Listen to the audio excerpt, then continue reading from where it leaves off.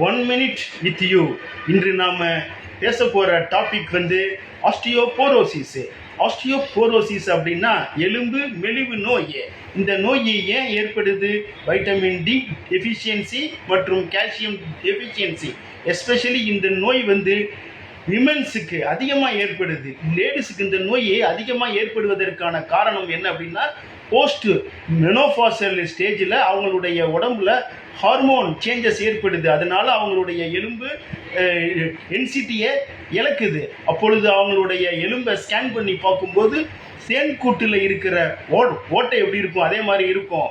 அது மட்டுமல்ல, அவங்களுடைய எலும்புடைய டென்சிட்டி நாளுக்கு நாள் ரெடியூஸ் ஆகிட்டே வந்துடும். எலும்பு அவங்களுடைய எலும்பு சாக்பீஸ் மாதிரி ஆகிடும். லேசாக அவங்க இடிச்சுக்கிட்டா கூட ஃப்ராக்சர் ஏற்படுறதுக்கு அதிக வாய்ப்புகள் உள்ளது. இதெல்லாம் இல்லாமல் அவங்க வாழணும், ஃபிட்டாக வாழணும் அப்படின்னா அவங்க ஜிம்மில் டெய்லி ஜென்ரல் பாடி எக்ஸசைஸ்